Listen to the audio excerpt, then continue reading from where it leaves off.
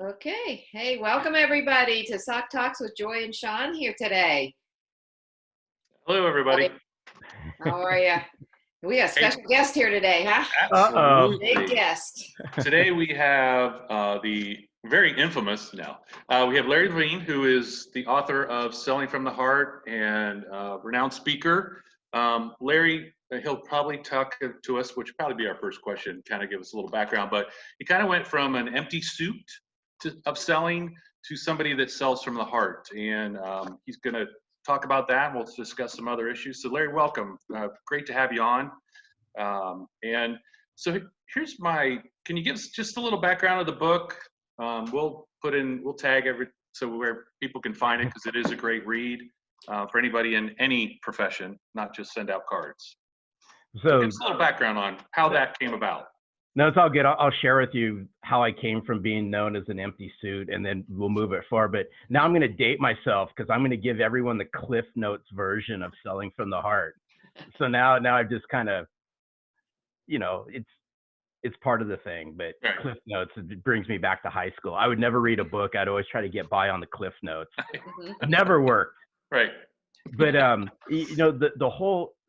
the whole reason why I brought Selling from the Heart and the whole message behind it is, and I was sharing this on someone's podcast earlier today as we're recording this. We all go through aha, moments in life, and I don't care what profession you're in, it happens to us. There's those moments in time where that meeting doesn't go as planned. Certain situations happen. You're not on your A game, to use that expression. Well, I found myself in that position, and you've kind of heard the story before last year at the Relationship Marketing Grand Summit. But I found myself, this goes back, now it's even a little bit longer than that, somewhere between 25 and 26 years ago. I was the number one salesperson, and I grew up in the office technology space. So I was the number one salesperson in my company. There I was walking into one of my dream accounts, somebody that I'd really love to do business with. And within the first 5 or 6 minutes, I get called out on the carpet by a chief financial officer. And when I say called out on the carpet, he stops me dead in my tracks right in the middle of asking questions. And he, gives me the timeout signal, and I'm keeping it polite for, the sake of our conversation. And all of a sudden I had all these things going through my head. Like, what did I just say to offend this person? What's happening, and so forth. So I just asked, what I do. Is there something that I said? To make a long story short, he goes, "Hey, listen, Larry," he goes, "you're the third copier guy who's walked into this office in the last week. You've all said the same set of questions, maybe in a different tone with a different twist on it. You just happen to be the person sitting in the hot seat, and I just couldn't take it anymore. So I asked you to stop." So right then and there, I think the average person, Sean and Joy, is probably just going to close shop and just politely say, "You know what? I'm out of here. Sorry." They're going to mentally go through the detachment and say, right, game over. But I'm comfortable enough in my own skin. And back then, I just sat back down a little bit, readjusted in the seat, tore off a sheet of paper, and I asked the CFO, "Help me understand why. What just happened and what led you to that?" And he goes, "Hey, listen, the first 5 minutes of your conversation with me was all about you, was all about the company, was all about the products, nothing about how much you showed, how much you cared about me, what you knew about my company. What are you bringing to the table? What goods are you bringing to the table?" And that's why I stopped you. My next question set me on the course where I'm at today. I said, "What would you do if you were me? What would you do?" And for 45 minutes, I never said a word. I took notes. I got schooled by a chief financial officer, but I took it one step farther. I took that story to every single one of my customers, and I shared it with them. And I shared it with her. Does this resonate? If this situation happened, would you do the same thing? And some say they would, some say they wouldn't. But the point behind this was I was onto something. For a long period of time, I got by. I was at the top of my game, and I got by on charm and wit and product knowledge and service knowledge and all that. And I'm not discrediting, as salespeople, we need to understand that. Mm-hmm. But what I failed to do is I failed to humanize it, and I failed to make it about them. And I learned that, and this was decades ago. Right. And that just took me on the journey of going from, right, that quote unquote empty suit to selling from the heart. And it wasn't until after I stepped out of corporate sales that I really started to bring the message full circle that, you know what, I'm pushing the gas pedal on this, because I was never the smartest salesperson out there. I wasn't the most strategic. But after getting schooled, I said, you know what, I'm going to be the most caring sales professional out there, because what I found out from that was that caring opened up the conversations and took them in a different direction than planned, scripted conversations. Sure. Wow. So let me ask you this. So one of your chapters, you talk about being a valued asset to companies that you sell to, and stopping in once a month and not to sell, but just have conversations about maybe they have a project going on, and how did that go, or how is that going? How can I help you with that? So you become a valued asset. In the time we're living in right now, kind of what is your message? How are you transitioning people to say, okay, I can't stop in? Most people have shut down. I have a buddy that sells, and he goes, everybody told me don't come in. So how do I keep doing that in the world we're living in right now, moving forward?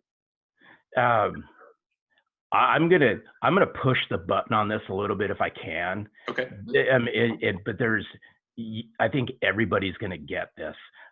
In order to really answer that, Sean, I'm gonna go back a little bit in time, but I think you'll understand it, because we're living through it now, but in different ways. So I remember back probably like the mid 2000s. So I mean, you guys have to understand, I sold copiers in one of the most competitive marketplaces in the U.S., in downtown LA and throughout Los Angeles. And probably 2004, 2005, I started noticing that people were hiding behind email and people were hiding behind voicemail. It was harder and harder and harder for me to get noticed in the marketplace. It was harder and harder for me to go out and prospect because of securities and things like that were going on. So I had to figure out how to change the game. And that game changer for me was hiring a business coach, and that business coach helping me position myself, tell my story, and bring the real version of me to life online. This was pre-social. I had no idea what these social platforms were. All I did is I built out a web page. Today we call it a landing page, but back then I just thought it was like, wow, right? I had a website, but that website did two things. It shared my story and it humanized me. Okay. And when I say humanized me, is everything that I sold to somebody, I took my picture with them and I put it up on a wall. And then I proactively drove people to my website so they could see the real version of me. So now let's just fast forward to today. Same things going on, different circumstances. We can't see our customers, right? Right. We can't shake hands and give them the hug and the high five and the kiss on the cheek. But I will tell you this, we can do it digitally. Mm-hmm. And the only way to do that digitally is you got to get comfortable with who you are, and you got to open up that digital window into who you are. And if there's anything that I can offer people, is we have to rehumanize what we do and not hide behind technology, but push ourselves through technology. So you all, I mean, Sean and Joy, you know me a little bit, right? Mm-hmm. You get what you get with me. There's no, the way I act online, the way I speak on podcasts and so forth, that's me. It's the same exact version of me face to face. Right. And I just learned that the way I took care of my customers face to face, relationships matter to me. How I connected to them matters. Still to this day, it does. You can still do that in different ways. If you break down the facade, if you break down the barriers between you and the screen, you can connect at a whole different level. But I think what happens is a lot of people hide behind technology. And when you hide behind technology, you will never, ever, ever have the relationship that you can have unless you push yourself through technology. You get what I'm cooking? Yep, absolutely. Yeah. Absolutely.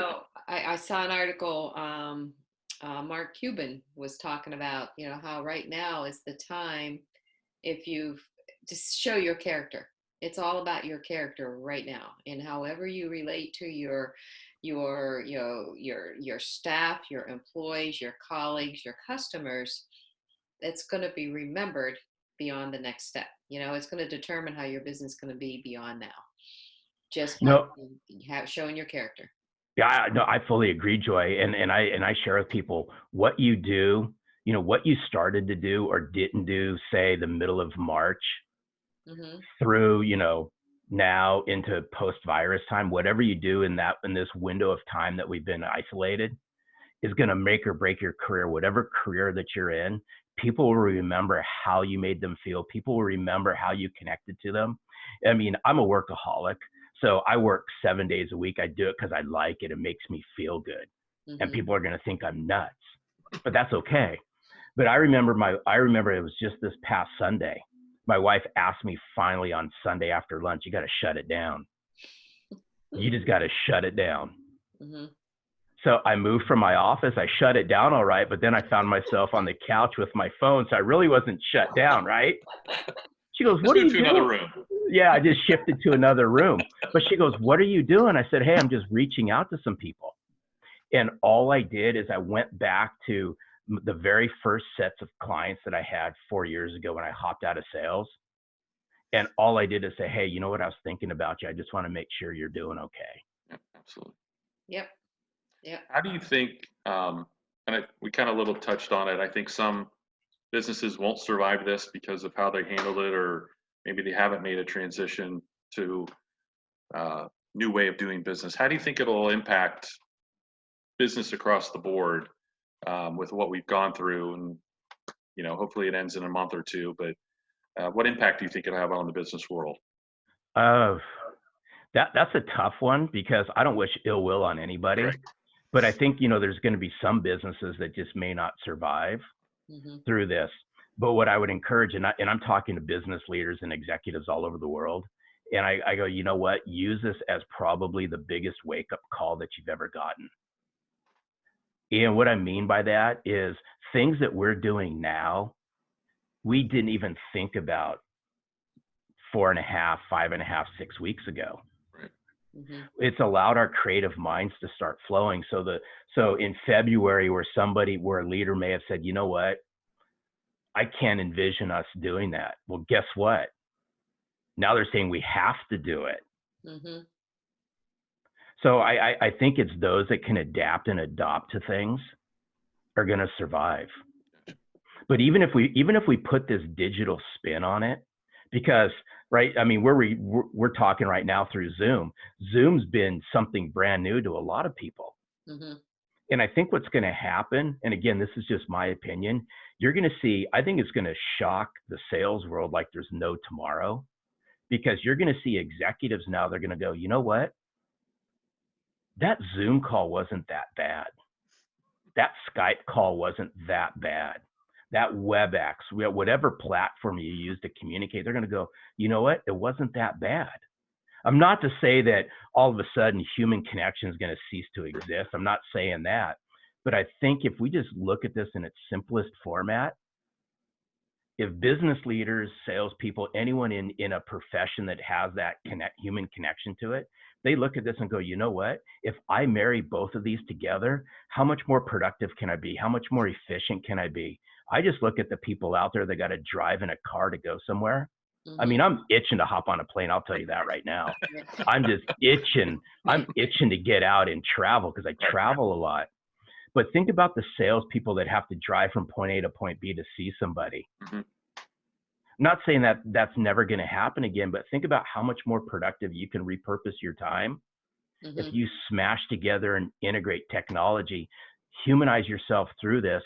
You could touch a lot more people, have a lot more conversations, so that when you do get face to face, you have a lot more meaning behind that than the typical get acquainted and so forth. And I'm not discrediting it, but I think you get what I'm saying.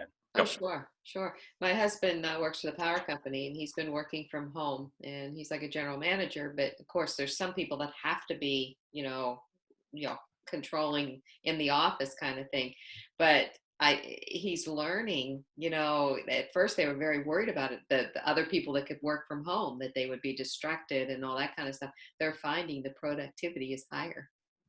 With people, and Now, I think you cross a bridge on that sometimes too, and kind of start working the other direction. Like, oh, I can be distracted, or I can do this. But right now, everybody is like much more productive. And I actually, Cody said that was send out cards. They're getting more done now with everybody in different places, and really working together. And You don't have the water cooler talk or talk about sports. And speaking of sports, are you a baseball fan? No, you can't tell, Sean. There's no way you can tell, right? Who's your favorite LA Dodger of all time? My favorite LA Dodger of all times? All time. I'd probably say Steve Garvey.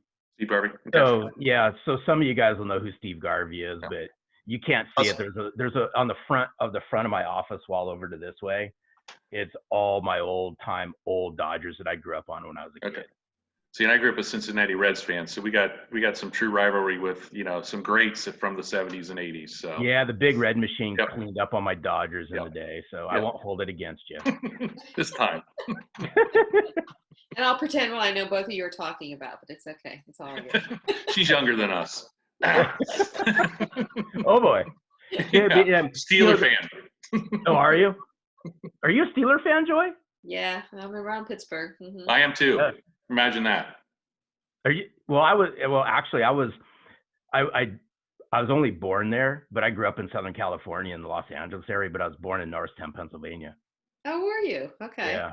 Well, Norristown, that's more towards Philadelphia area. Yeah, it's right outside of Philly. Yeah. See, so my husband's an Eagles fan, so he's never converted to so it's interesting. So speaking of an Eagles fan, I think this is a great. I didn't even know this was going to happen. So I'm friends. I'm going to give her a shout out on here if I can. I'm friends with a gal named Marni Snyder. Okay. And this is a great story, but I think it's going to bring this whole conversation full circle. Is Marni Snyder's grandfather was Leonard Tose. Leonard Tose was the owner of the Philadelphia Eagles before he sold to Lurie. Okay. Fascinating character, right? Very colorful guy. But as I got to know Marni, I met Marni a few years ago because I wrote in a chapter of a good friend of mine's book, and all the proceeds went to her not-for-profit organization, and that's how I met Marni. Long story short, as you get to know people and you start peeling it back, and when you show interest, things start to happen. Well, as this conversation unfolded, her kids went to high school with my son, not knowing, right? Oh, Same wow. high school.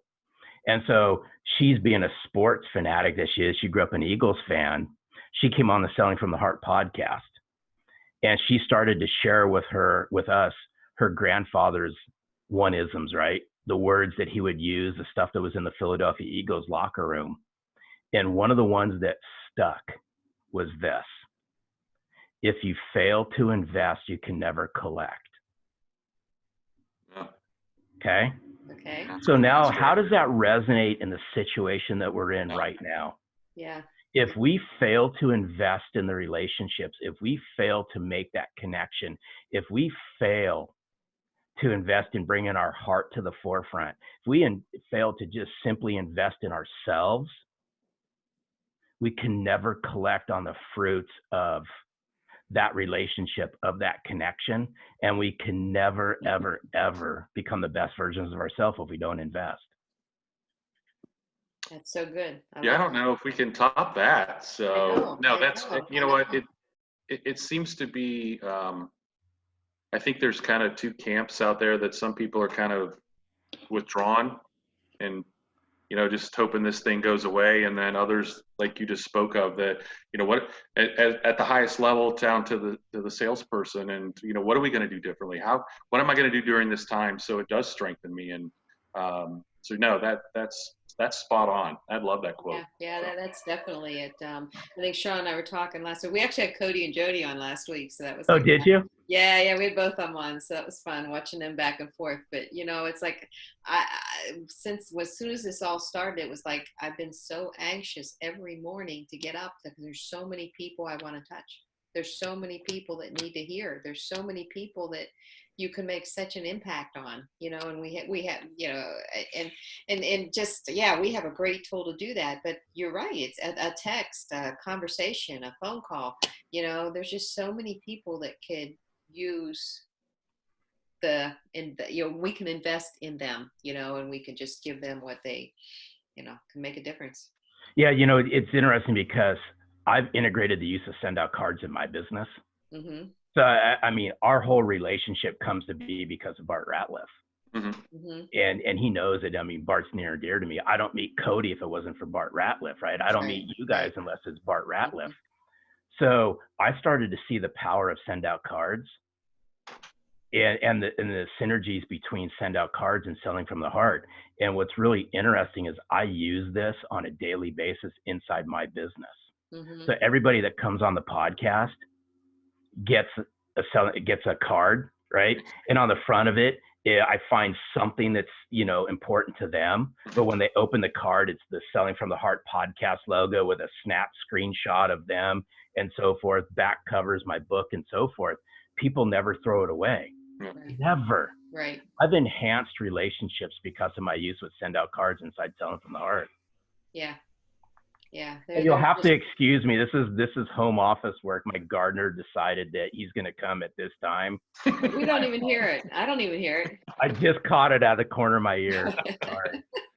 So Larry, leave us with one. When you're talking to, business leaders and salespeople during this time, what's the one thing, if you could get, besides, I guess, building the relationships, but what's the one thing kind of, advice you're trying to give everybody to get through this time? I would say double down on themselves. Okay. I've never been a big gambler, ever, but just to use gambling terms, this is the time to double down on yourself. I share with sales teams and people that I coach all the time. You guys have been given the best gift that you can be given right now, and you've been given the gift of time. Now we can use that time however we see fit. Sure. And I'm not here, Joy and Sean, to say, guess what? You got to just double down 16 hours a day and do all these mm-hmm. things. No, I'm not saying that. Right. But we can use this time and we can pay attention to the news and we can pay attention to all these things and we can pay attention to everything that's been blasted all over social and can cloud our minds and things like that. And there's some people that are doing that. But I'm just going to encourage people, double down on yourself. This is the single best time, because you're at home, right? To wake up in the morning and just sit down and reflect, right? Reflect on what happened during the past day, what's happened over the past 30 days. What's really interesting, and I would challenge everybody who's going to watch this to think of words like this, because these words have been thrown around a lot the last 45 days plus. I want you to write down the words genuine, caring, compassion, respectful, loving, appreciative. Write those words down and then sit down and think about it. Think about what each one of those words mean now and how you're going to use those words in your conversation and your relationship building, because I'm not here to challenge what's going on out there. But I've just noticed that these words are being used an awful lot now compared to when they were 45, 60 days ago, which is music to my ears and your ears, and that's fine, right? It's just, I love time everybody got on board. No, absolutely. But what I would ask people to do, don't use the words, internalize the words. So if there's anything that I can leave people with is take those words, internalize them, think about it, and then repackage it out, because you've been given that gift of time. Repackage it and walk it, talk it, live it, breathe it, and sleep it. Perfect. Wow, that's Thank awesome. you. Now, Larry, I'm not appreciate ignoring you, Larry. I'm writing down. Right. No, it's all good. I wrote them in your book. That's all I had to. It's like, Well, Larry, we then appreciate then it's like, Joy, you can go back and listen to this. Right. Yeah, I'll have to watch it again too. But what was the third one? No. Wait a minute, I didn't spell that right. All you got to do is go back to the 36th minute. Just fast forward to the 36th minute and just click. There you go. Now watch the whole thing. But no, Larry, we appreciate your time. We know you're busy with your podcast and everybody that you're helping and spreading your message. So thank you for being on, my friend, and stay safe. Absolutely. I will. It's been a pleasure. You guys have an open line to me anytime you want. Oh, you're so sweet. We really appreciate that. So, hey, I'm going to ask you one more question here. How's your wife doing? Everything okay with you, the two of you being home in close quarters all the time, other than her telling you to stop working sometimes? No, actually, she works in the, so this is interesting. She works in the medical field. So she runs the front office of a really busy dermatologist's office. Okay. Dermatologist's office. So she's been going in, but it's slowly, they've had to shuffle and reschedule and things like that. So she's been out of the house every single day, so she doesn't get home. So it's all good. So we haven't done that. But my last conversation with her this morning was they're closing the office here pretty soon. So I think the whole month of May, the office is going to be closed. But she still has to go in. Okay. So she'll still be working, but they're going to be closed for patients. She just goes in and spring cleans. This is a great time to do spring cleaning, by the way. Yeah, that's what we're doing. That's down on my list. In fact, so on the Selling from the Heart podcast, our guest came on and goes, "Isn't this great that we're just been forced to spring clean?" The amount of afterwards, right? All the garage sales and thrift shops are just going to go bonkers, right? Right. Yep. Oh yeah, for sure. Well, Larry, thank you again very much. We appreciate you so much. Love the book, love the podcast, and this will be, people are going to love the value you bring. And absolutely. Yeah. So no, I appreciate it. It means a lot to me. Thanks. Thank you. Have a great one. Take care. All right. Bye. Bye-bye.